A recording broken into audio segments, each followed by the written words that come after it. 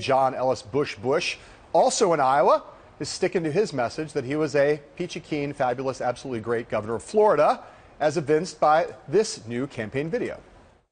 The source of optimism I have is because I know the American people and its ability to innovate, to create, to disrupt, its belief in the future. There's no way that Barack Obama or the progressive liberals in Washington can just take away the bigness of this place. Look at the state of affairs in Washington, D.C. now. Think of how incompetent, and in some cases I would say corrupt, Washington, D.C. is, where the president is never held to account, never accepts responsibility, always blames somebody else. And the net result is people do not believe their government works for them, but that doesn't mean it can't be the way it should be. I know how to do this because during the time that I was governor, we turned the systems upside down that weren't working. What we have to do is stop saying how angry we are about it and win the election so we can fix it.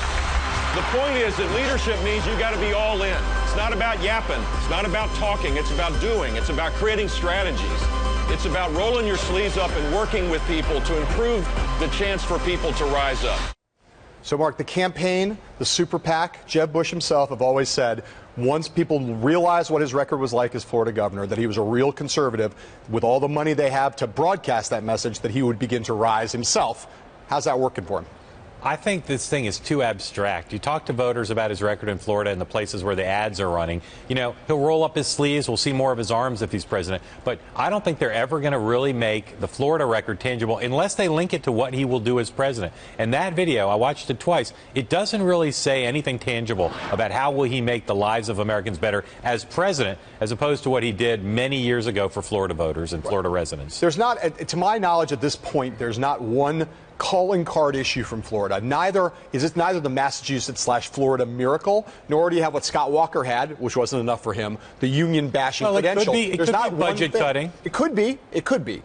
At this moment, though, I don't get tax cuts and budget cuts. I've not walked away yet so far with the notion of nor have I heard from voters. Oh yes, this is what he did in Florida. That was the signature issue. Maybe they could drive that message. They haven't done it yet so far. His brother, when he ran, talked about his Texas record, but very specific, said juvenile justice reform, education reform, tax reform, bring it to Washington. I'm amazed at how remote it still is because, again, rolling up your sleeves is not something voters necessarily are hungering for.